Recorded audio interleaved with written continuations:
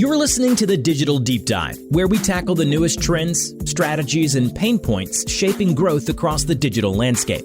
From Amazon and D2C to international expansion, join our host and e-commerce leaders across multiple industries for in-depth discussions on how to maximize your brands in the digital arena. Now, here's your host, Aaron Conant. Well, hello, everybody, and welcome back to the Digital Deep Dive podcast. I'm your host, Aaron Conant, and today we have a request to come back to Justin here. Justin Ruiss is from the BWG strategy, now BWG Global stack as a whole, does a ton around tech, media, telecom.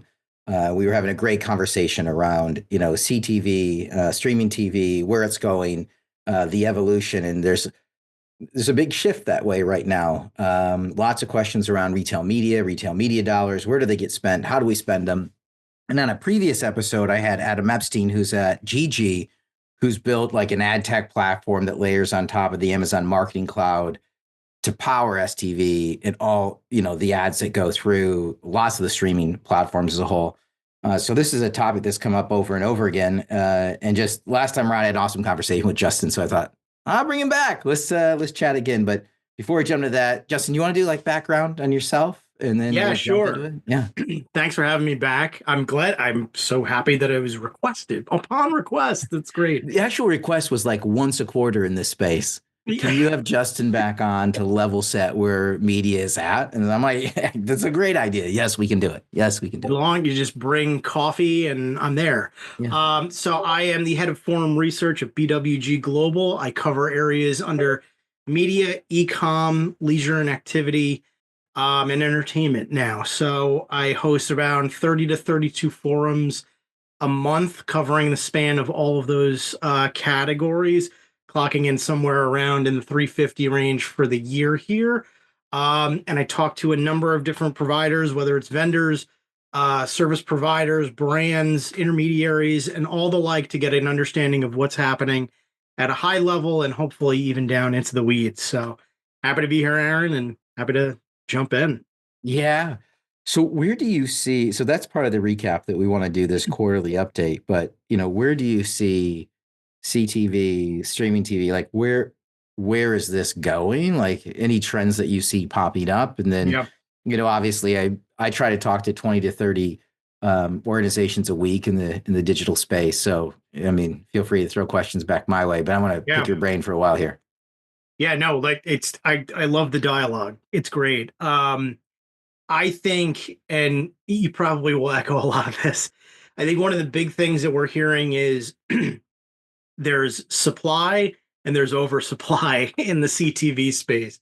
Amazon coming on board, Netflix really ramping up in the area has created a lot of inventory in the CTV space on two different spectrums. So the premium style inventory that runs against, your Fallouts or your Rings of Power or those types of programming, or on the other side is the free ad-supported TV side, the FAST side. FAST is very easy to set up as a channel, and that's just been expanding.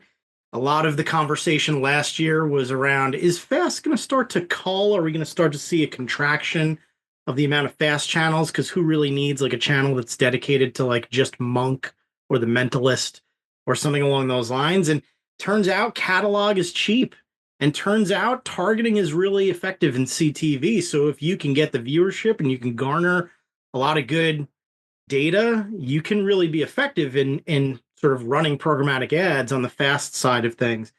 With that being said, one of the other big caveats that we've heard is with there being oversupply, you're starting to see CPMs sort of cool off and not really jumping up or scaling up in very large quantities at this point.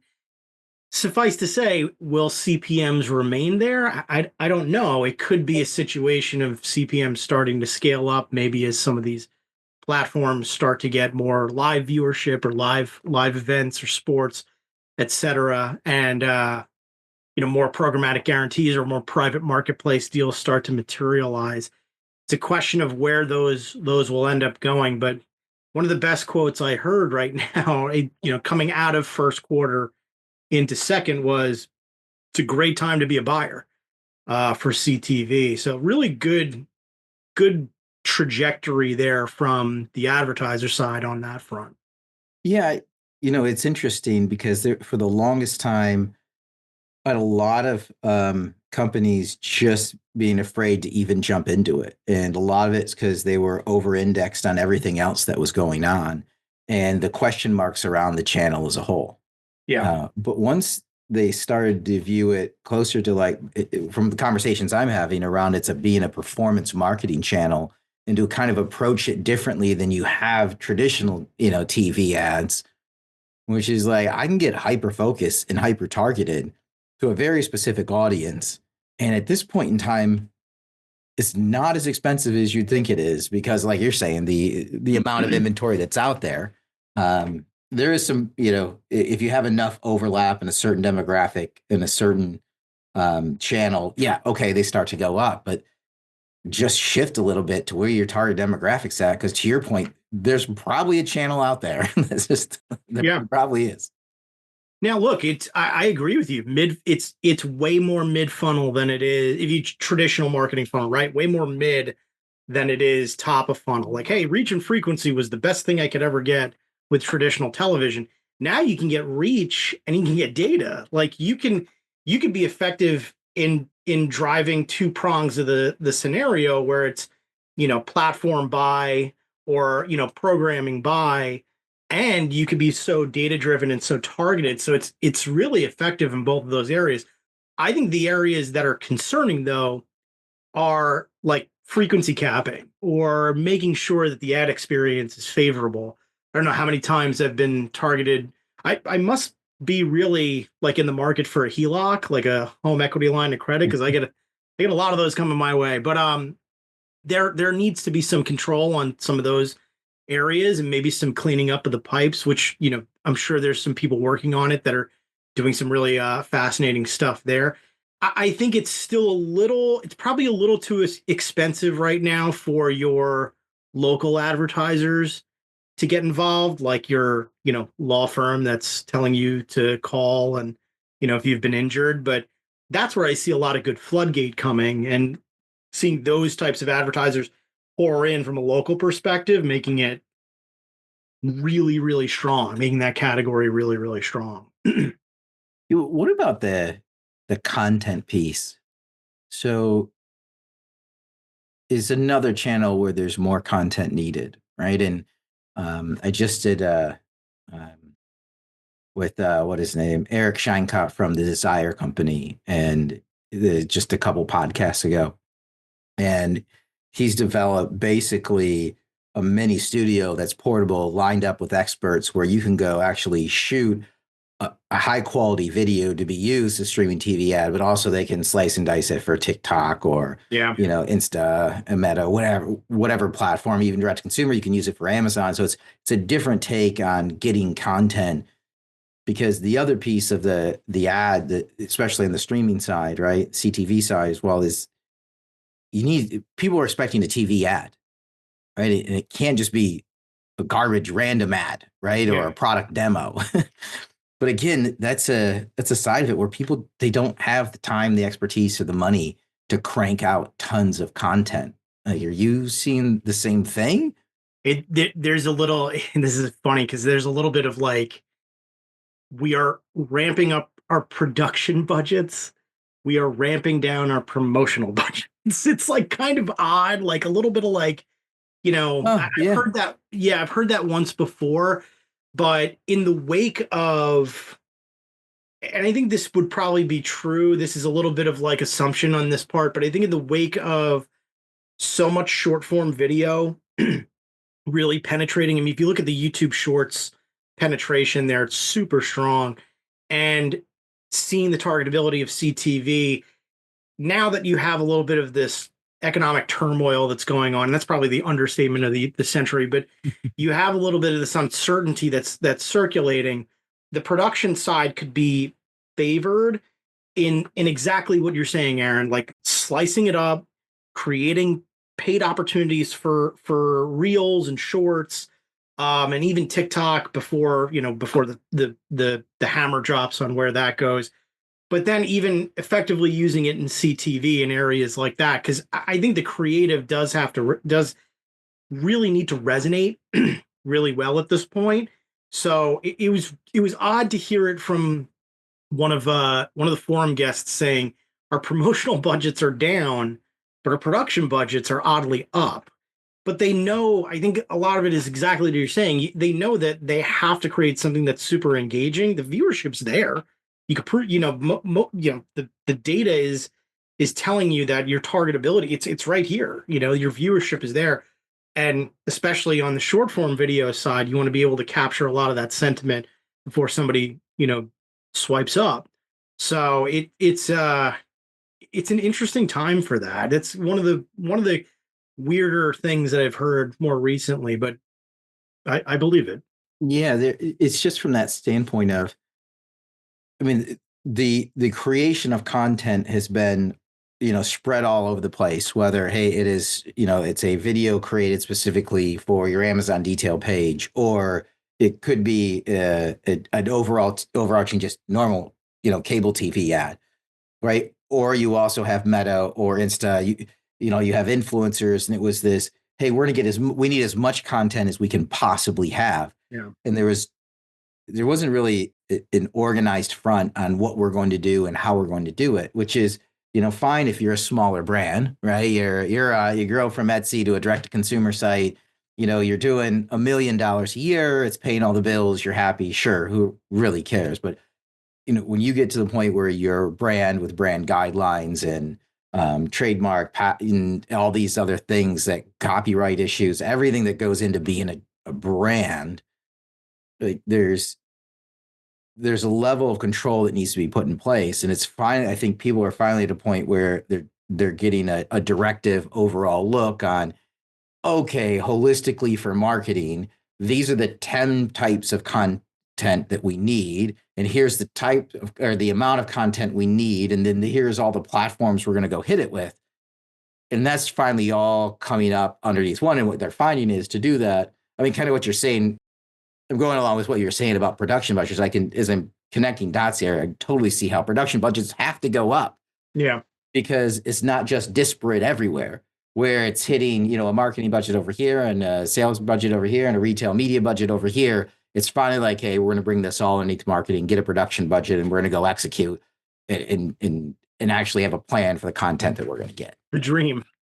Yeah. The dream. Someday.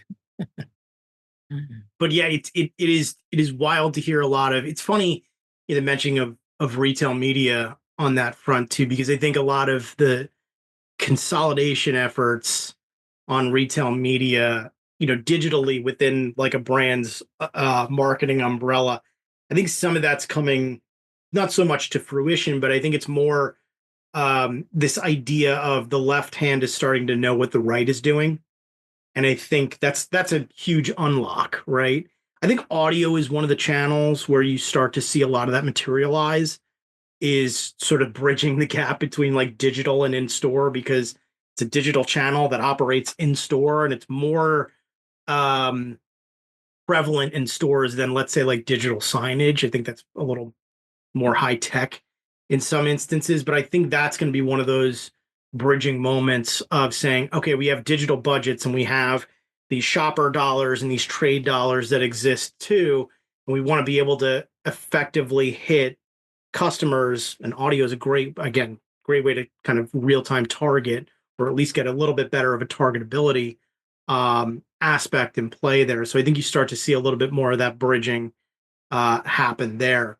So exactly to the point of like kind of living under one umbrella and sort of not, it's like an open floor plan instead of everybody living in one room, like one separate room. So yeah, I mean, it's going to be fun to watch how everything plays out. I think from the Amazon standpoint, how much customer data they have, their marketing cloud, and then these platforms that allow you to buy inventory on, other networks as well. Yeah. The offsite capabilities are huge. Yeah. I think, it's funny that you mentioned AMC. I think in the age that we're in right now, this 2Q, everybody scratching their heads moment.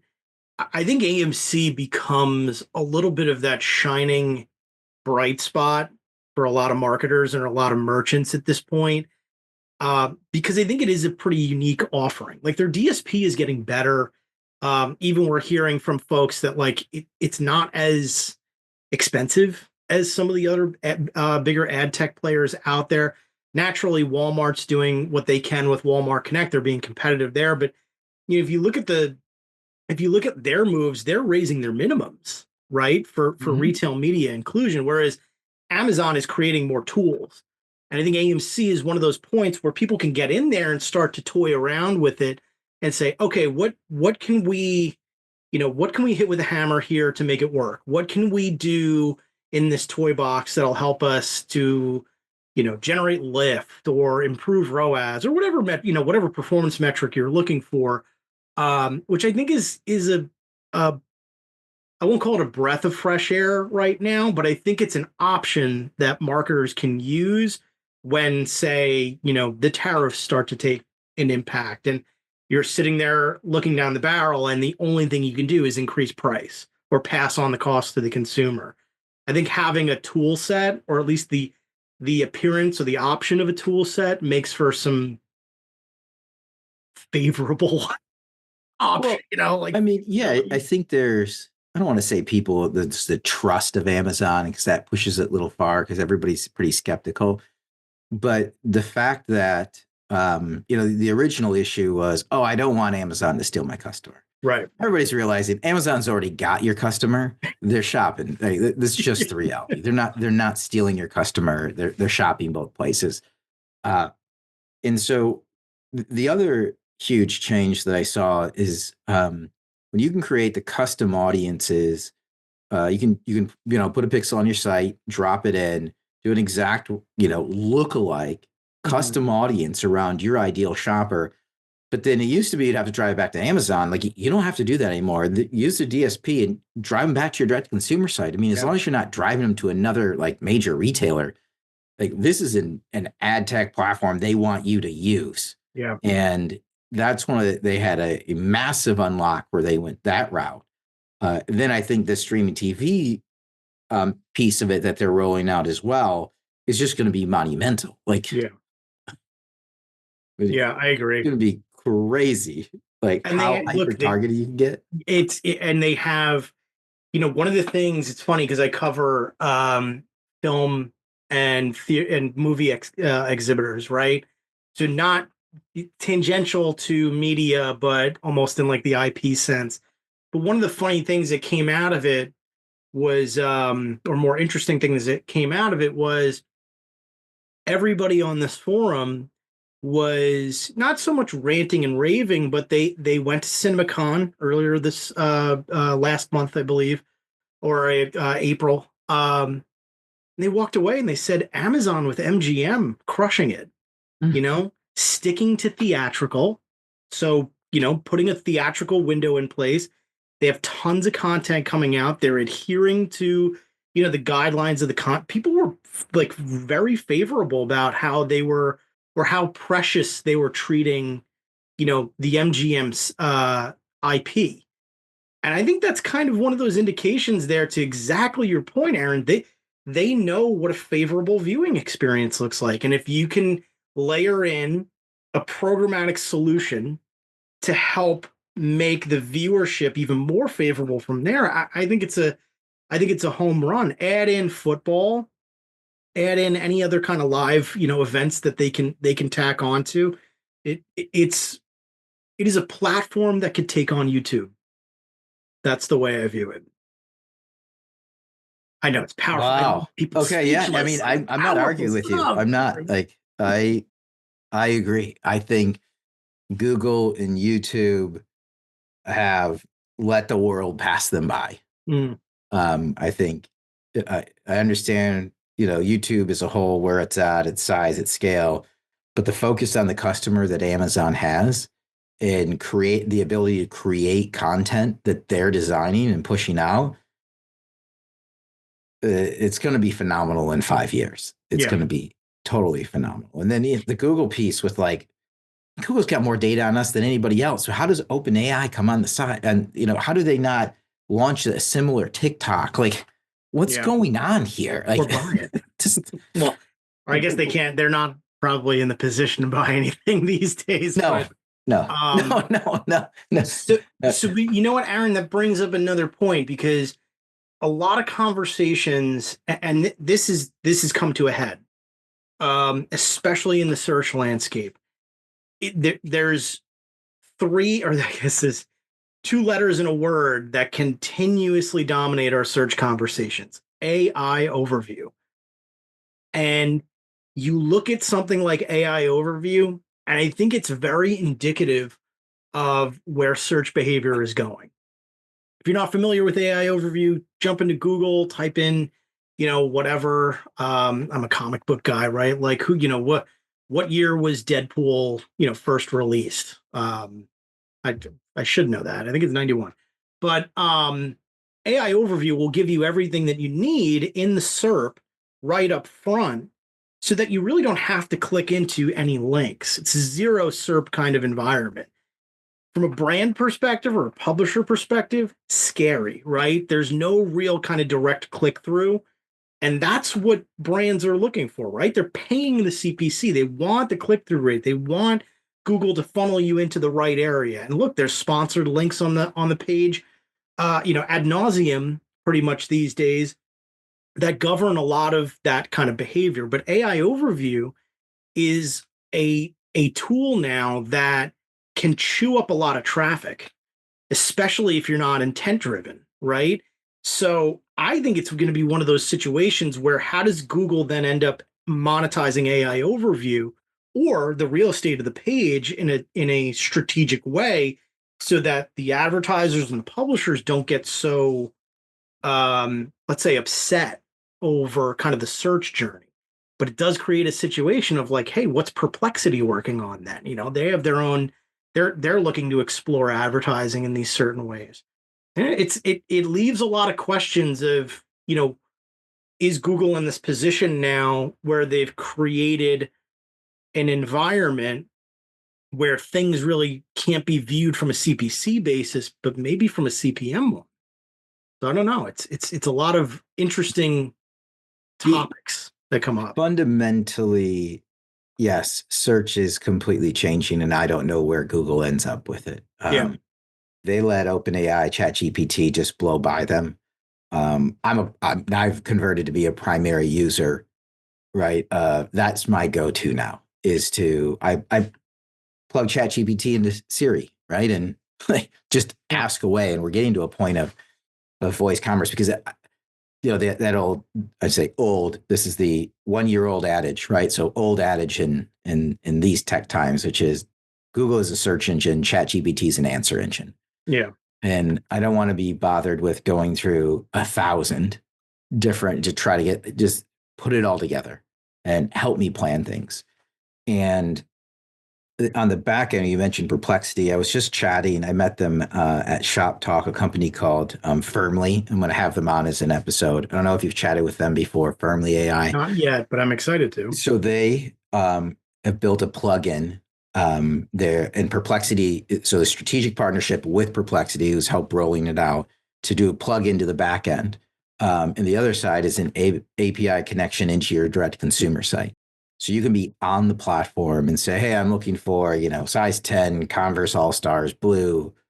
And it will go out to the Converse website, check inventory within the app. You're not leaving Perplexity. It'll render it, right? What the actual site and inventory would you like to buy? And if you say yes, it will execute the purchase on the direct to consumer side as if it's you. So it takes your data from Perplexity that you've logged in on, credit card, everything, and it goes, buys it, puts in all the information, goes through all the steps, execute it, and then it just shows up at your door. So then you take it one step further, which is, I do this all the time. If I'm in the car and you break out ChatGPT and you have a conversation with it, the kids love it, right? You can just turn it on to, it's conversation mode, essentially. And you can just talk back and forth to it about, oh, hey, how far is it to the moon, right? Could a cow actually jump over the moon? Like these funny things you can do with kids. And it will keep going back and forth. Um, but that firmly piece is the next level is just connecting into all ad tech. Yeah. Where on the back end, you can just say, hey, would you like to purchase now? Yes. Okay. Give us your, and I don't know if there's a reference code. I'm going to have them on an episode. I want to break it all down. Like you got to say, oh, confirm your purchase by giving us your, your Right. top How'd you find 10. us? Yeah. Like, Yeah. 1, 2, 3, 4, 5. That the old space balls. yes. See, it's funny that that's where you go with this. And my head was like, what you described is the advertising version of like Blade Runner, where it's like, oh shoot, do we know how humans really are? Or can we just have replicants that walk around who look like humans? This is like people that look like advertisements, but actually make the purchase for you. But that's crazy, right? Like, what? Absolutely. So you just do everything. Like the AI assistants will be there, right? This agentic AI, right? It's an agent that's going out and doing stuff for you. They're getting to that next level. It's crazy.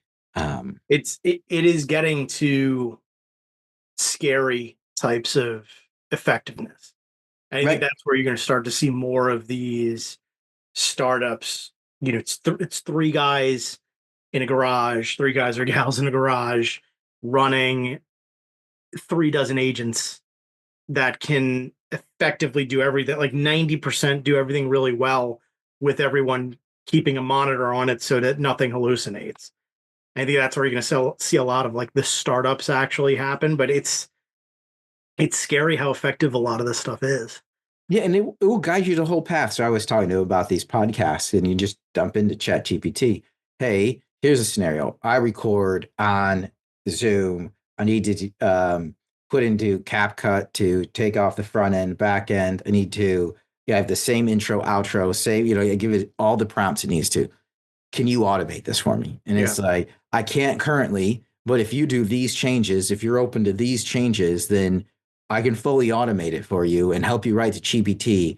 If not, here's everything you can do using your current platform. So I'm like, that's it. This is the exact answer I wanted. Can you do I want to make changes? Less human. Yeah. but I'm also like at the end, I'm like, thank you. right. And save. Yes. Yeah. I mean, the other thing does is all these learn about you. And so this will all, when everything starts to blend together, right? When the matrix is fully unveiled and it's all talking, it will give me the most relevant ads. Yeah.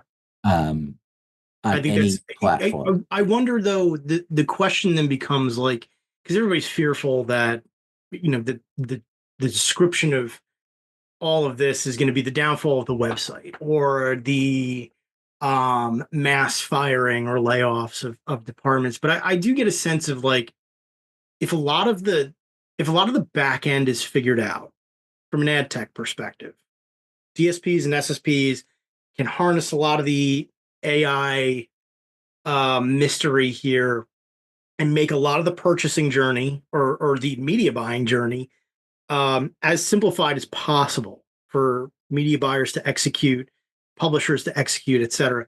Does that then put the emphasis back on creative? And in a very like optimistic way, I'm sure people will be like, you're out of your mind. But in a very optimistic way, there's sort of this, hey, everything's figured out on the ad tech side. We don't really need to throw a monkey wrench into that. But what we do need to figure out is brand building and storytelling and creative and what's going to capture a lot of good sentiment, because then the table, the table stakes are there. AI can be really effective in delivering you like a very good, not good picture or video.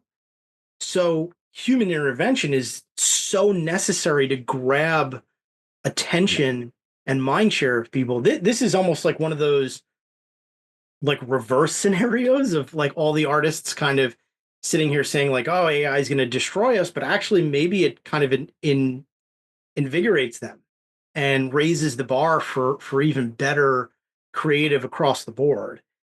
But Yeah, I I mean, could be, you a no, million percent wrong. all of these in my mind, all these things all of them have to be trained. Yeah. Have to be trained. And so, if we look 20 years down the line from now, like obviously life, but over the next like decade or so, as this evolves and as people gain their trust in it, you're still going to have to train it. If you don't train it with Yep. the best quality data or the best brand guidelines or the most robust infrastructure or whatever you're doing for the back end, if you're not training it and taking the time to train it, it's going to totally derail. Yeah. So we do. From I want to interject there because from a gaming perspective, this is a lot of the biggest problem. Like from a UGC, like a user generated content perspective, this is a brand nightmare, right? So if somebody wants to come into your sandbox, like a Roblox or an Unreal Editor and Fortnite or any of these types of platforms, if you want to include the brand in there, it's like you can't, like Star Wars, for example, like you can't have somebody be like, I'm a barber for Wookiees, like, and shave them, right? That's not like what they do. Wookiees are, they're giant furry beasts, but like you you would have a lot of really strict brand guidelines in there that would basically ruin a lot of the creative fun of what the game is trying to offer. And I think that's kind of one of those areas that you say is like it needs to train on this stuff to better understand like, okay, give me the lore here, give me the understanding of what we can and can't do. And I get worried that there's more can't than can, and that kind of ruins a lot of the experience and shies the brands away from that type of stuff all like whole cloth. So it's a little bit of like a double-edged sword there because I get concerned that those platforms, which I wouldn't say desperately need brand intervention, but it would seriously be welcome. That could be a deterrent or something that could hamper a lot of good positivity. But Yeah. Well, I mean, before are the questions you have for me, this has been fun. I know I've been picking your brain for a while. I mean, we did go all the way from like creative and retail media, streaming TV to Wookiees, like when Wookiee barbers, which I think a lot of people appreciate, right? Like, it's not on your digital deep dive bingo card. yeah. I guess, my question for you, Aaron, is, the level of uncertainty that we're experiencing. I couldn't tell you how many times we don't see the people on our forums. They're not video, but I could hear the shoulders shrug if that makes sense. Like everybody's kind of sitting there saying like, I don't really know. I have no idea. But everybody's very hopeful. And I think the timeline, people are sort of grasping at straws of like what the timeline to normalization looks like.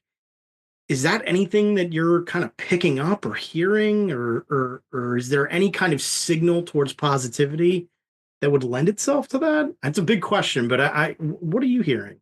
Um, yeah. So what I'm hearing? This is like COVID in a lot of cases all over again, but it's not. And what's frustrating is it's not just container cost. Yeah. Which at some point in time they knew, everything's going to get resolved in container pricing. So, when COVID hits, like it went from like 2,500 to, $37,000 Yeah. for a container. It's completely ridiculous, right? But they do it eventually. Things would get worked out, and so they're likening it to that. Is we don't know when we're going to get product. We don't know if we can bring it in. What's the differential, the differentiating factor, I should say, right now is passing on the price increases as a whole. And there is at this point in time, there's optimism that it will be resolved. The end result, nobody knows. And you're right. That's one of the biggest questions that people are bringing up right now. That they're struggling with over and over again is scenario planning. So I would say 80% of the people I talk to. So what is that? Somewhere between, 16 and 24 a week. They're just talking scenario planning. Yeah. That's just the reality. What is the plan? Tariffs were resolved at this level, at this time, at this level, at this time, never resolved. That's what's going on. And then what does that do? There's a giant hold, a giant pullback because nobody knows. And they're trying to store up cash in case they actually have to do. And then they wait for how many retailers are actually going to take a pass through, how much are they going to pass through the end consumer? And then if that all gets passed through, that just means, overall, expendable cash goes down because every item they buy costs more. There's a lot of apprehension out there. But I think, it seems like June, which nobody wants to say, they're halfway through the year. June is where the feeling I think it's all going to be worked out. Yeah, hopefully sooner. But I mean, what are we at? Almost May now. If that's the case, it's going to be a really pull back on spend, new partners. I've had a few people like just reduction in staff. They're saying it's the tariffs, but I think that was already planned in the first place. And then scenario planning. That's what everybody's doing right now. And so the break glass in case of emergency plans is like, yes, exactly. Well, that was a blast, my friend. That was so much fun. If at least quarterly, if not more often. Yeah, tune in next time, right? Yeah, I'm happy to jump on. It's always fun to talk media and talk e-com and Wookiee barbers. I mean, yeah, it's right. Never tell me the odds. Just tell me how much to take off. Yeah, love it. Well, that's it. This episode of the Digital Deep Dive. Thanks everybody for listening in.